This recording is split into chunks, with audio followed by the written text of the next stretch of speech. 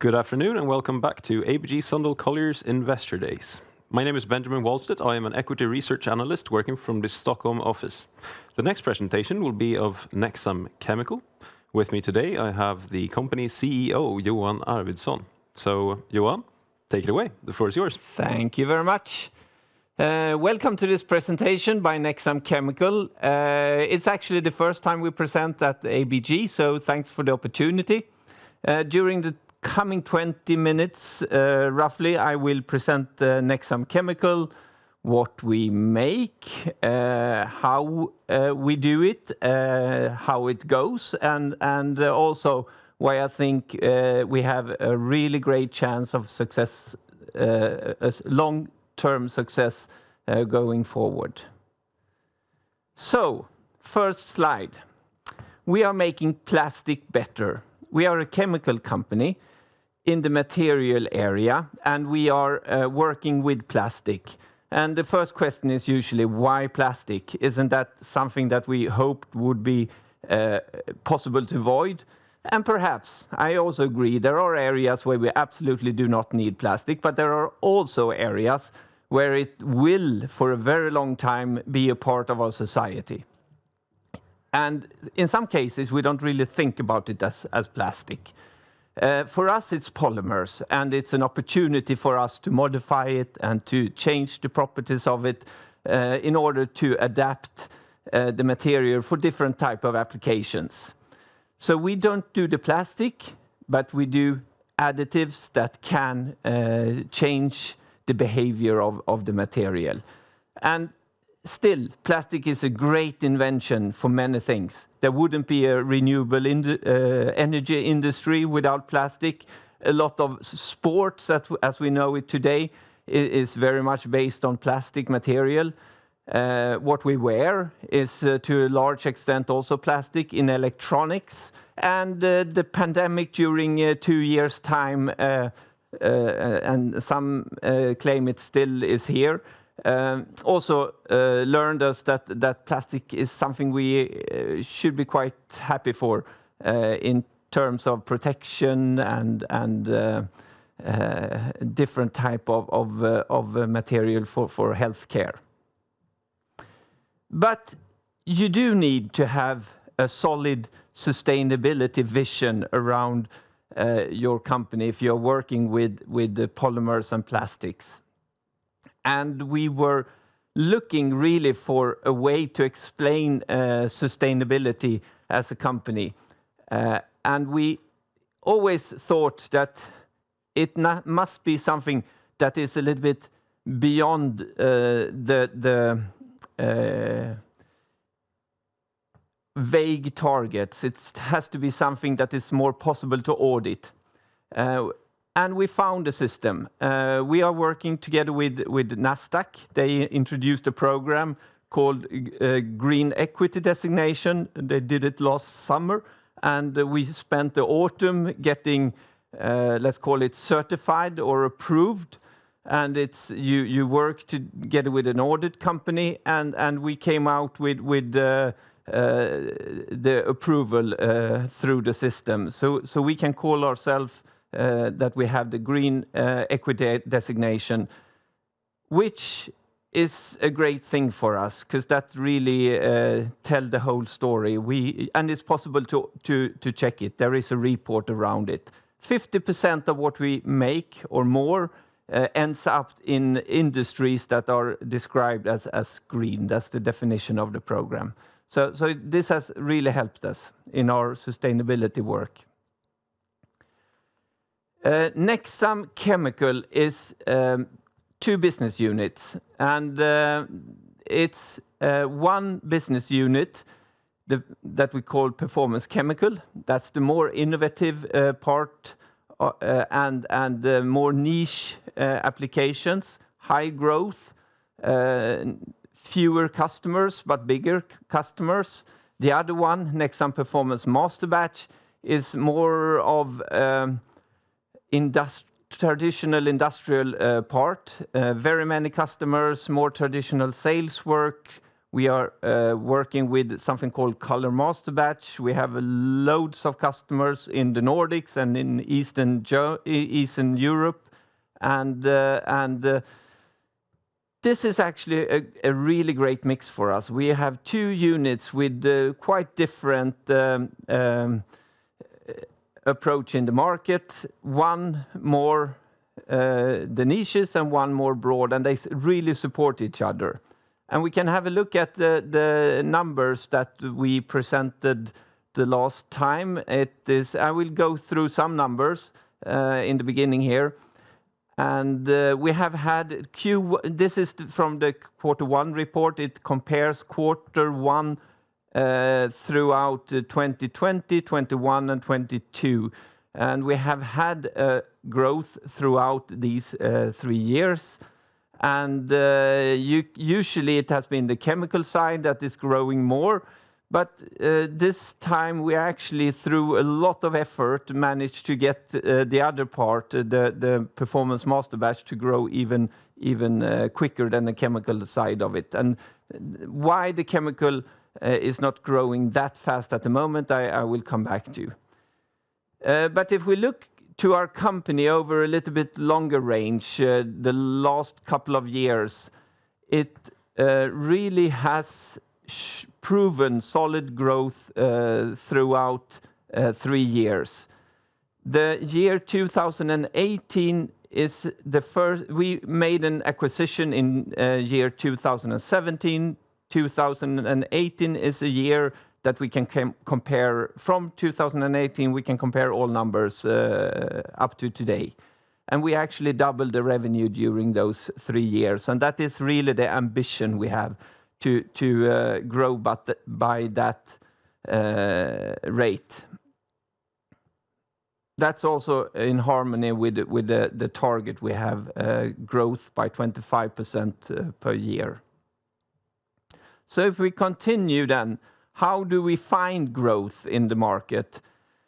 You need to have products, of course, to sell, but you need also to define some areas where you want to make business, where you can see that you have a growing market that you can follow, and then you can feed in products in that market.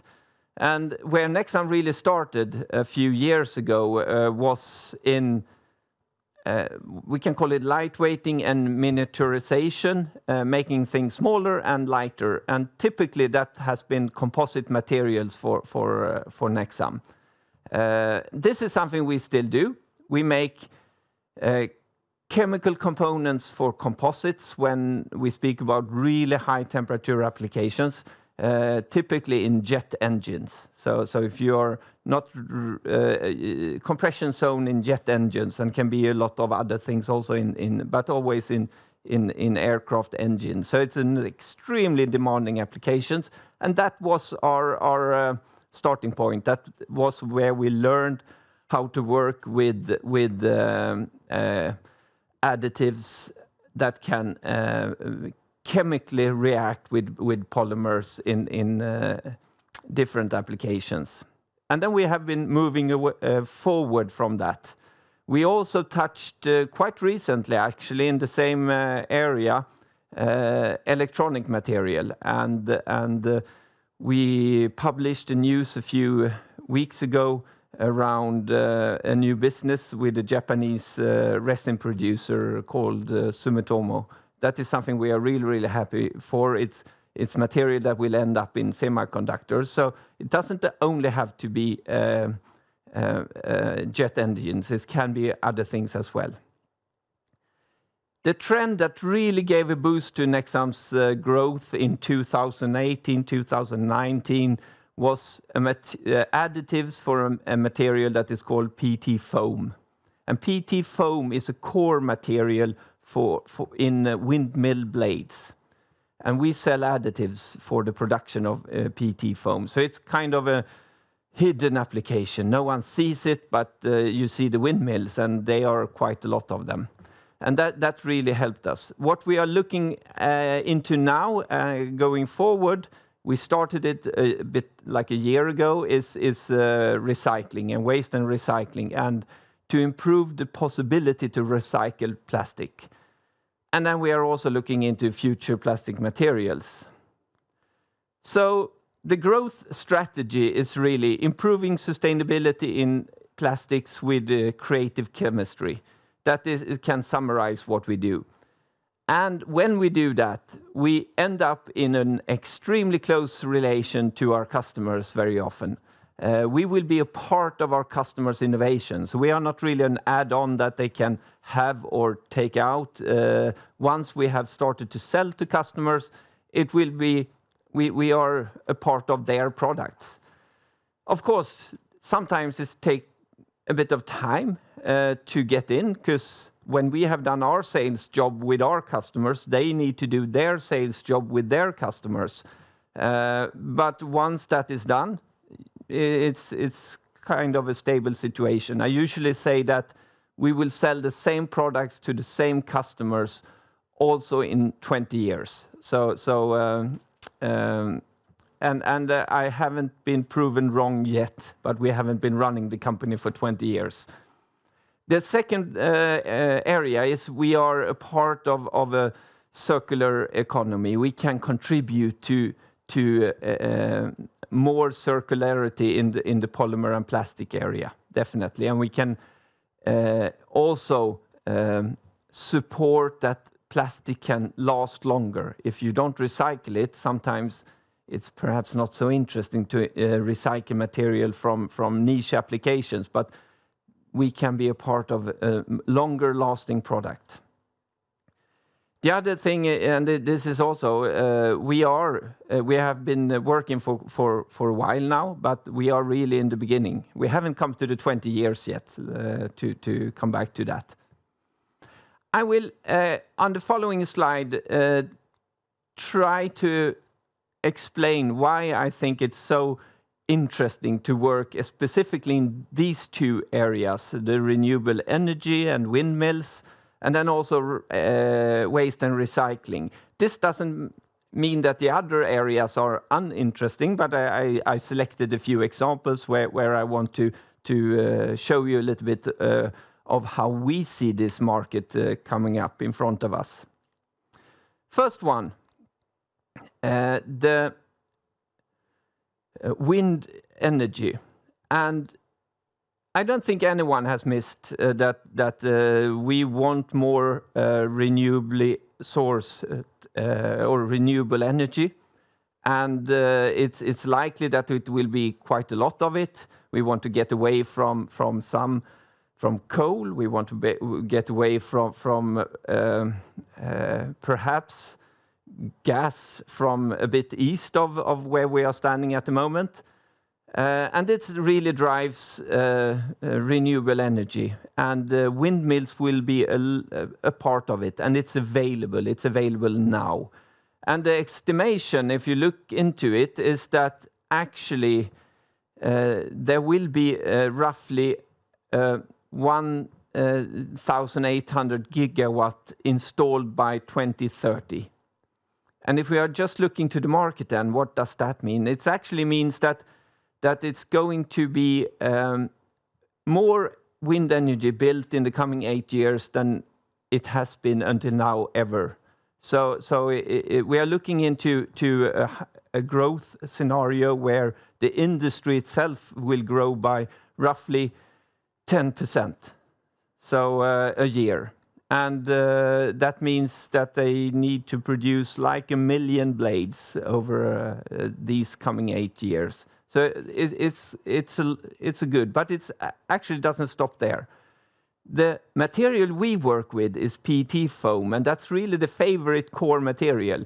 So the PET foam is gaining market share, and it's gaining market share from other core material like PVC foam and also the wood-based balsa.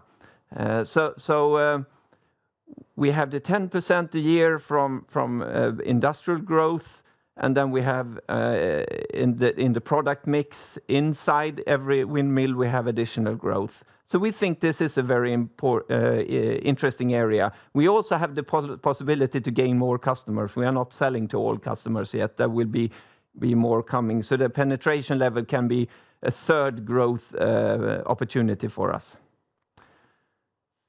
Then I move to recycling, and that is something that we haven't the PT foam is here and now, and we are growing it, and we know what to do, and this is the recycling business is more of an opportunity. But what we have learned with other polymer modifications, we can apply also in this area.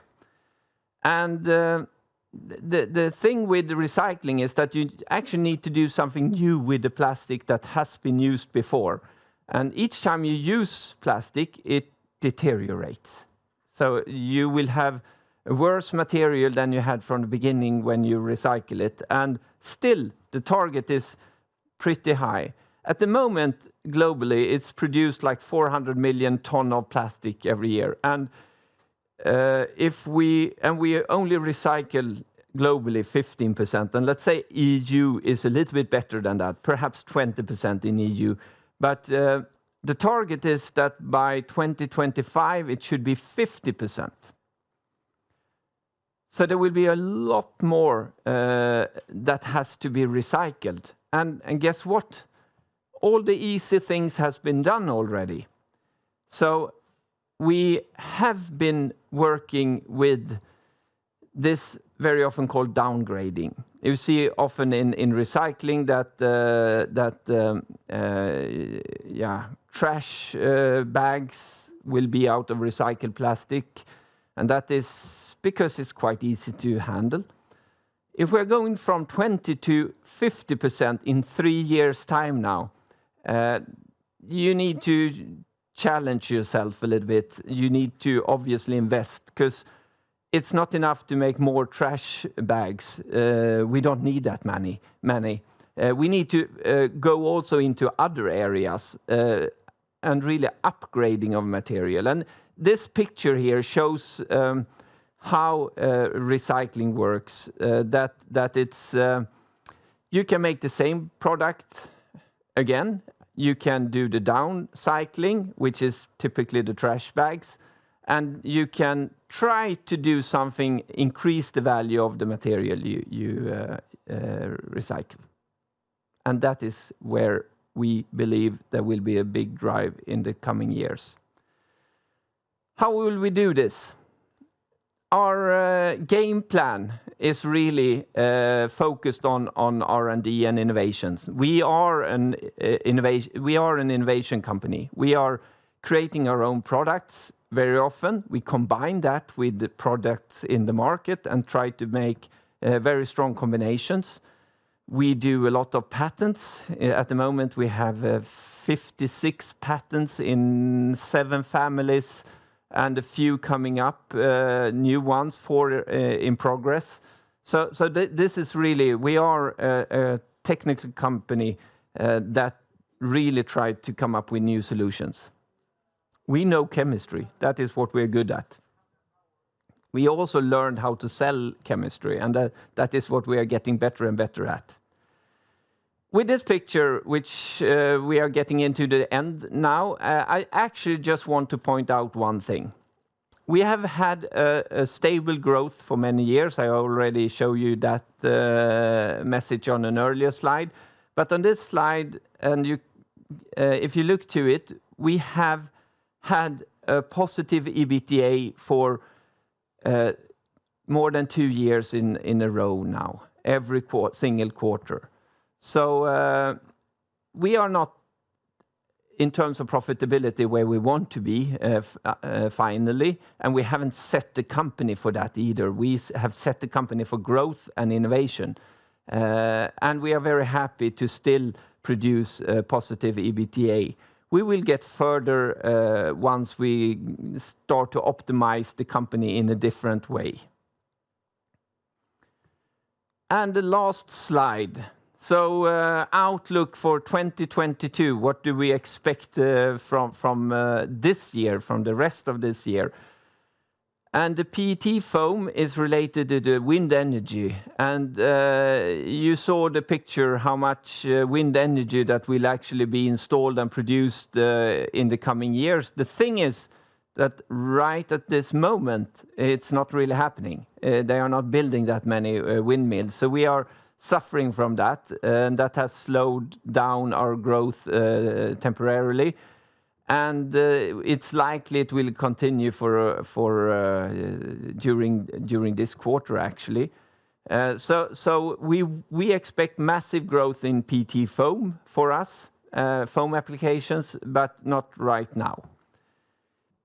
We have a lot of other things in PET, like fibers, and that is still a good opportunity, but it's not that mature. We do a lot of testing at the moment, and fiber is a good area if you want to do this upgrade recycling, upcycling.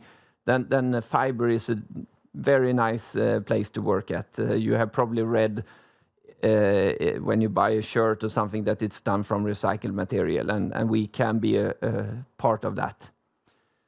The master batch, the Nexam Performance Master Batch, we want to maintain the momentum that we already have in that. We had some headwind during a few years, but since the last half year, it's going very, very well, that area.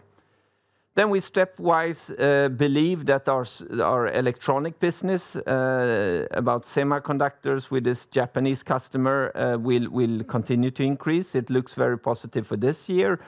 Next year, even better, and then we see. Reactive recycling, that we call our recycling initiative, is also something that we launched recently. We pick up a lot of projects, and we expect that to kick off. Development side, keep momentum. We do a lot of patents, and we hope to be able to continue with that. And then sustainability, we want a higher share from green areas to even make our green equity position stronger.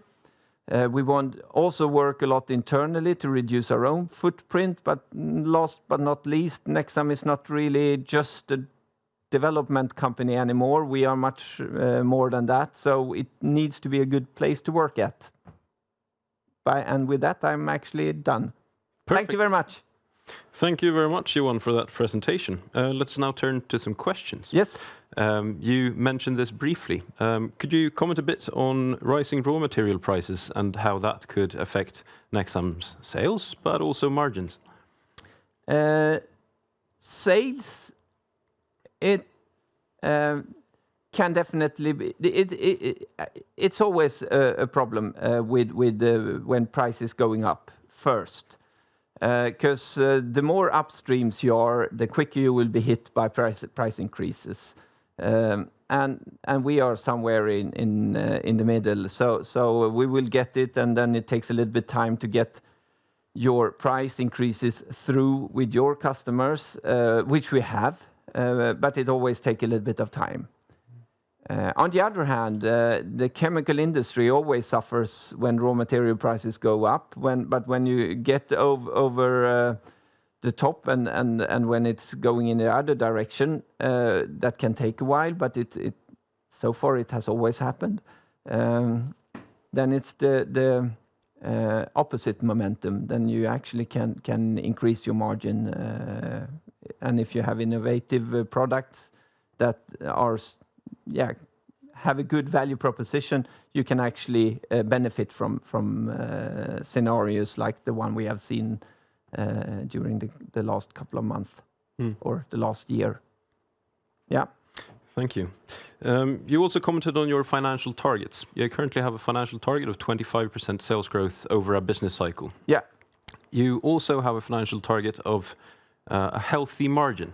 So if we look to the future, what would be a healthy margin level for a company such as Nexam?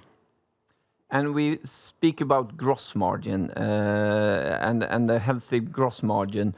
We have been at above 40% gross margin, and that is an area where we definitely should be. Mm-hmm. You take a little bit of a hit when prices go up, and we did that during Q3 and Q4. We got back with our 40% in Q1, and then I think going a little bit forward when we start, but remember, we haven't really optimized the company.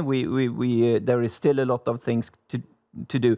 We are not a trading company that buy a product and sell it, and then you just count the gross margin. We are very often coming up with completely new products, and until you have built a bit of volume, cost will be higher. Usually, with new projects, for the first period, you need to build a little bit of stability until you can start actually making money. You need a bit of scale of economy to get to that.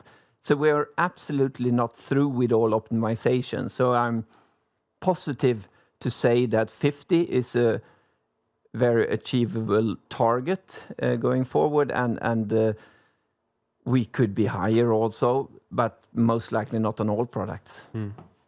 Is there any specific segment or product category that you can charge a higher gross margin for? There can definitely be such examples. Okay. But I wouldn't point out a certain sector because it's not really, it's about generating value for your customer in the end. And if you can do that, you can charge the customer and they still pay and are happy for it. So the more innovative we are, then the better margin we can have long term. Sure. With that, it's time to wrap up. Thank you, Johan, for your participation in ABG Sundal Collier Investor Days. And stay tuned. More presentations will follow. Thank you very much.